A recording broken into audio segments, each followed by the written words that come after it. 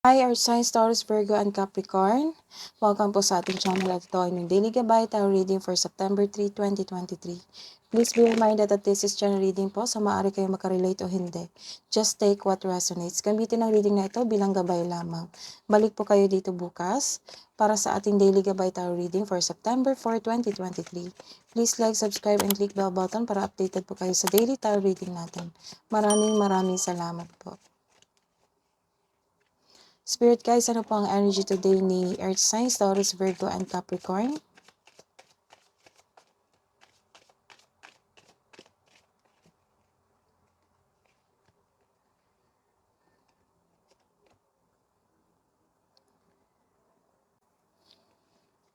This is a reverse card. Nagkaroon ng labis na pagmamalabis or may kakilala kang mayabang.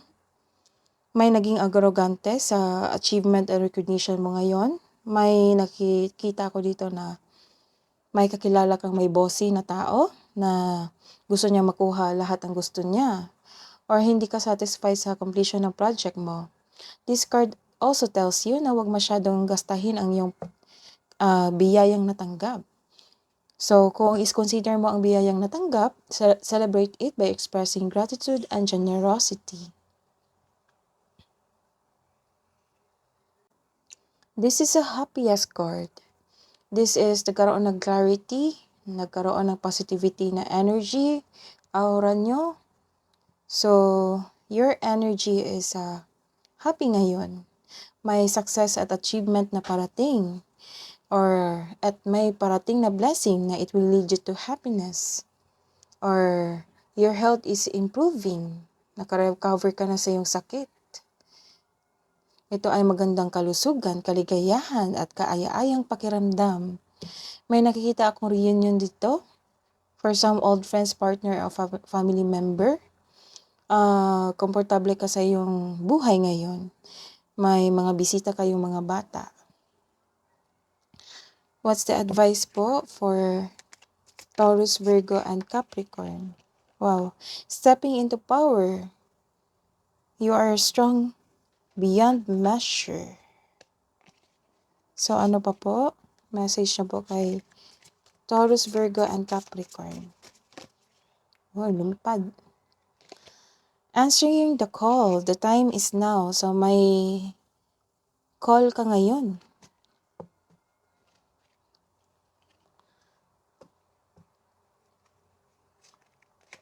Let's see your career and money. Our signs, Taurus, Virgo, and Capricorn.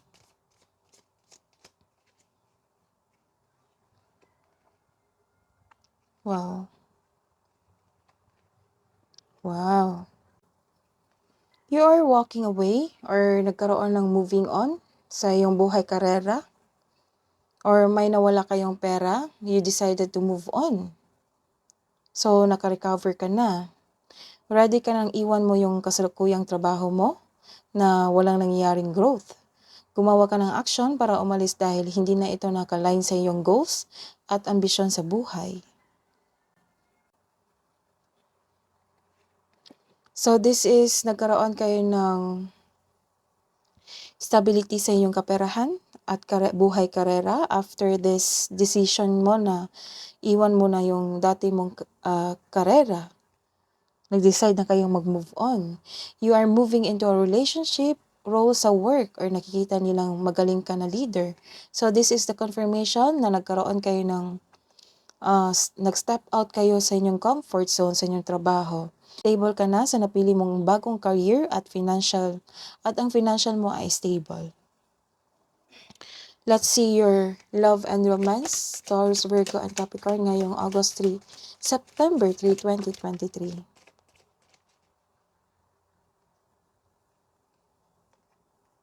Wow.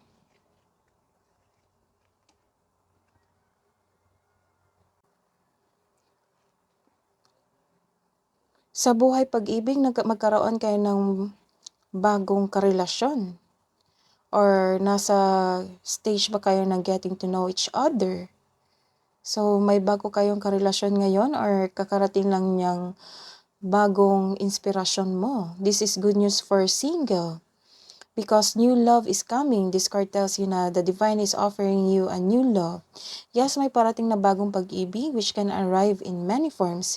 It may be your self-love, it may be your new relationship, new connection sa isang tao, or love ka ng yung family na nag-full support sa iyong mga gawain, sa iyong passion. It means happiness sa iyong buhay. This card asks you to be open sa pag-receive ng gift na ito dahil ito ay nakatadhana sa iyo.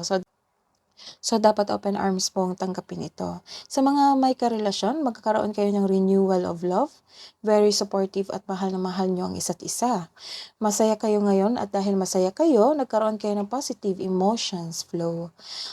Pwede din may buntis or pagdating ng bagong silang or bagong baby. So, ilan sa inyo, positive, check nyo yung PT kasi it might be positive na ito. Nabuntis na kayo. This is a reverse card. Nagkaroon kayo ng disconnection sa inyong intuition. May isang taong nagkaroon ng hidden motives sa iyo. So, mag-ingat. Nagkaroon din kayo ng overthinking and overanalyzing the situation. Instead na magkaroon ka ng tiwala sa iyong sarili, nagre-rely ka sa guidance sa opinion ng iba. This is also means wala kang alam sa mga pangyayari. You refuse to look within. So, mag-imbestiga sa mga nangyayari sa iyong paligid. Baka may makuha kang impormasyon. What's the love message for Earth signs? Sacred union. Honor and treasure your relationship for it is truly sacred. What's the advice pa po for Earth signs?